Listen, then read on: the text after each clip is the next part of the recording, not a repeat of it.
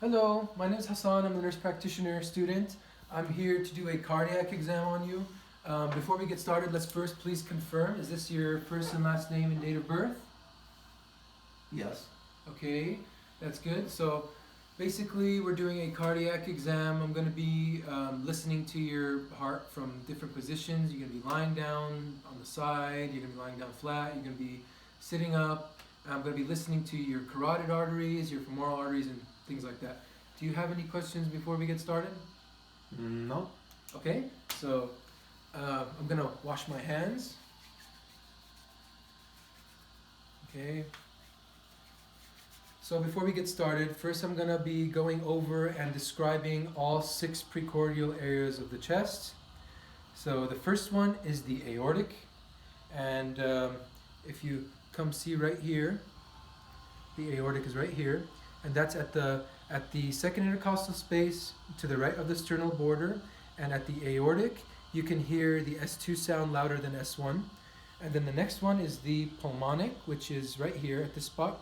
So the pulmonic is at the second intercostal space to the left of the sternal border, and if you listen through the bell of the stethoscope here, you can hear split S2 sound. And then we have the Erb's point right here. That's the third intercostal space to the left of the sternal border. And then we have the tricuspid right here, which is the fourth intercostal space to the left of the sternal border. And with the tricuspid, if you listen through the bell, you can hear a split S1 sound. And then finally, and then we have the mitral, aka the apical pulse also. This is where you find the point of maximum impulse. And at the mitral area, it's at the fifth intercostal space to the left of the sternal border, and here S1 is louder than S2. Also, if you put the patient in the left lateral decubitus position, and you hear there with the bell of the stethoscope, you can hear S3, S4, and mitral valve prolapse. Now we have the epigastric also point, and at the epigastric is actually below the xiphoid process, midline, slightly to the left. This is where you want to hear. And over here, you're going to feel for pulsations, and if you feel them, if you feel a pulsation or vibration or hear anything, it might indicate the patient has some hypertrophy going on.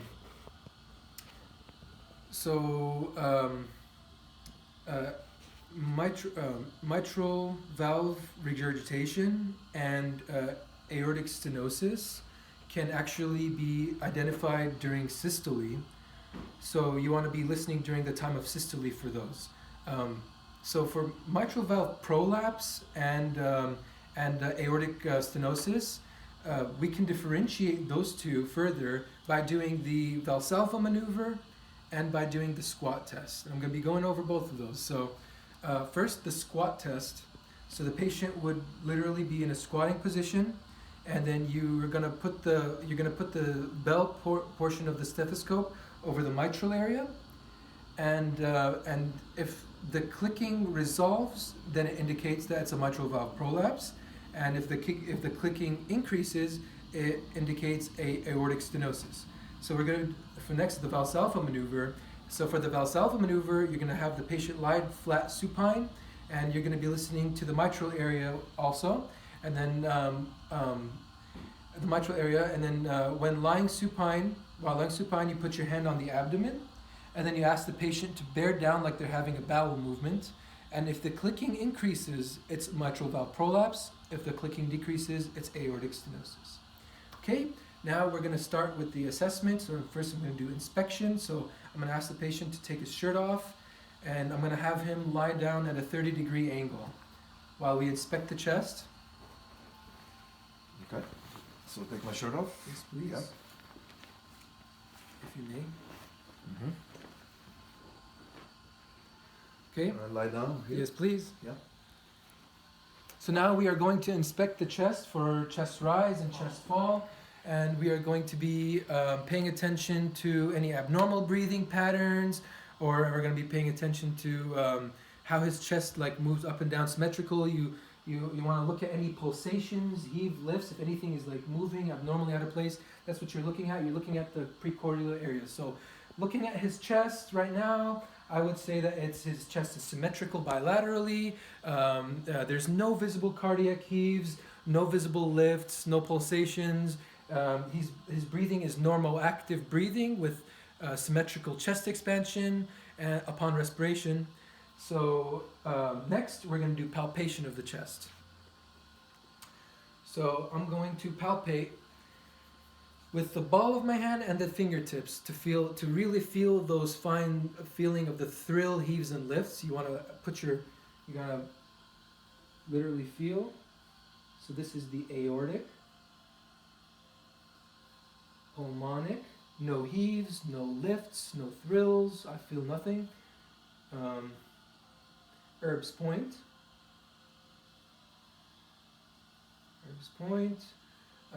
Tricuspid, mitral, no heaves, once again, no lifts, no thrills felt in any of these points, and then the epigastric. I don't feel any pulsations at the epigastric, so there's no ventricular hypertrophy felt. So next I'm going to be looking at his point of maximum impulse.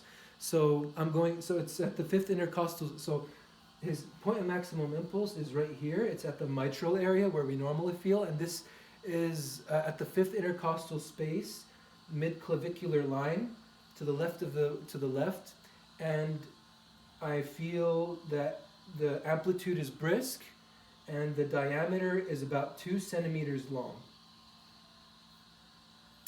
And then if there's a displacement of the apical pulse of the point of maximum impulse, a displacement of centimeters, if it's not 2 or 3 centimeters, is greater, or if it's in a different spot than it's supposed to be, it's not the fifth point of intercostal space. It could be due to ventricular hypertrophy. It could be due to pregnancy, cardiomyopathy, or ischemic heart disease. Okay. So now I'm going to be listening to I'm going to be auscultating auscultating the 5 precordial areas of the chest for 1 minute each while the patient is lying flat. First I'm going to go from the diaphragm side for 60 seconds each.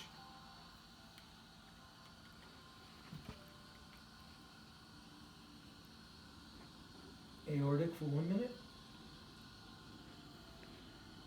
Pulmonic for 1 minute. Herb's point for 1 minute. Tricuspid for 1 minute. Mitral for 1 minute. Now I'm going to be listening from the bell of the stethoscope. So from the diaphragm, listening to his 5, I say S1, S2, heart rate and rhythm are regular, no abnormalities noted at all 5 points. Now let's listen from the bell of the stethoscope. Aortic for 60 seconds. Pulmonic for 60 seconds. And at pulmonic, I hear no split S2 sounds. Herb's point. Tricuspid. At the tricuspid for 60 seconds, I hear no split S1 sounds. And then at the mitral. So no split S1, no split S2, no murmurs, no abnormal pulsations or murmurs felt, no aortic stenosis. So now I'm going to be auscultating in the left lateral decubitus position. So the patient is going to get into the left lateral decubitus position while I listen for, once again. Like that? Yes, just like that. Perfect. Get a little more lateral for me. Yep. Perfect. Yep, good. That's good. So I'm going to be listening from the diaphragm and the bell. First from the diaphragm for 60 seconds at each spot, just like before. So you put your arm around this one. Okay. So aortic for 60 seconds. Pulmonic for 60 seconds. Herb's point for 60 seconds. Tricuspid for 60 seconds. And then mitral for 60 seconds. So there's S1, S2 sounds were heard, and then the heart rate and rhythm are regular, no abnormalities noted at all 5 points. Next, I'm going to be listening through the bell of the stethoscope. So aortic for 60 seconds, pulmonic for 60 seconds, Erb's point for 60 seconds, tricuspid for 60 seconds, and then the mitral for 60 seconds. For the mitral area, you actually want to apply firm pressure first, and then you want to ease up and go soft pressure. Now, going firm to soft pressure will help you distinguish between if there is any sort of murmur in there, murmur like a murmur of mitral stenosis, for example. Putting the firm pressure on there and the light pressure will help you to listen to it from different angles and be able to distinguish it better. So I would say that there's no S3, no S4, no mitral valve prolapse, and no murmur of mitral stenosis noting upon auscultation in the left lateral decubitus position. Okay, so now I'm going to ask the patient to sit up for me. Now I'm going to ask you to deep breath and exhale, and I'm going to be listening to you while you're breathing.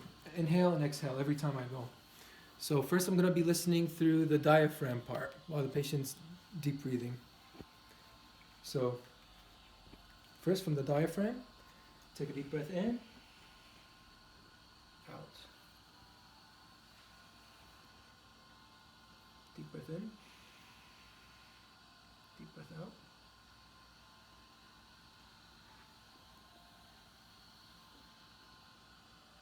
Deep breath. Deep breath out.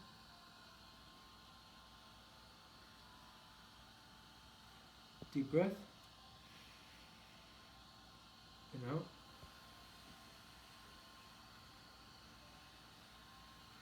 Deep breath.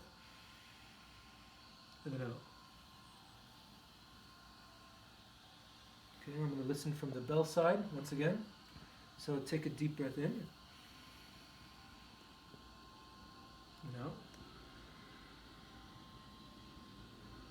Deep breath in. Deep breath out. Go ahead.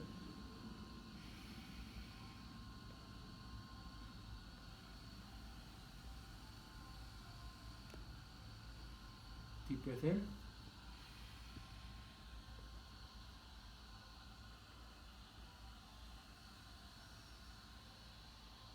Deep breath in. Deep breath out.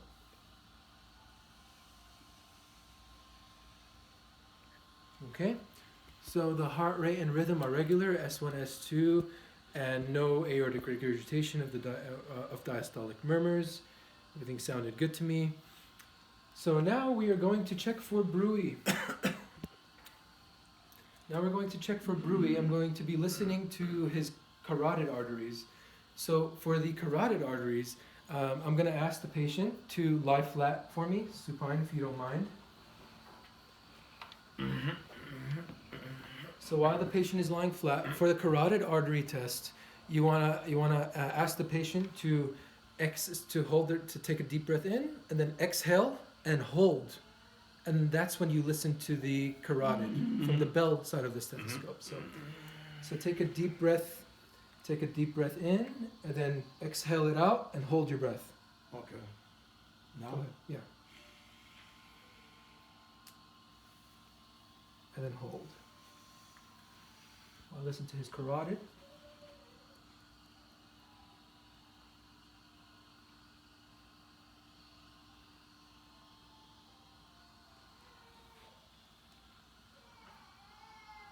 No swishing nose. You can breathe. You're okay to breathe. You can breathe. No swishing side heard on that area, so no bruit. So I'm going to listen to the other side now. So once again, deep breath in, exhale all the way out, and then hold.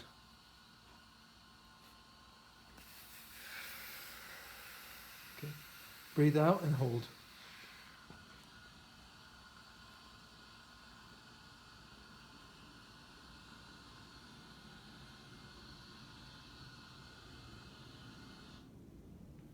Okay.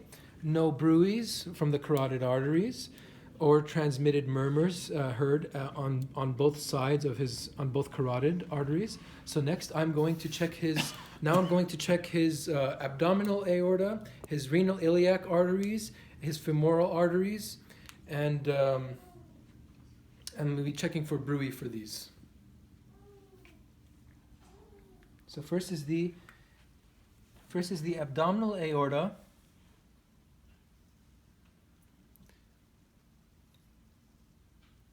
And then we have the renal, the right one,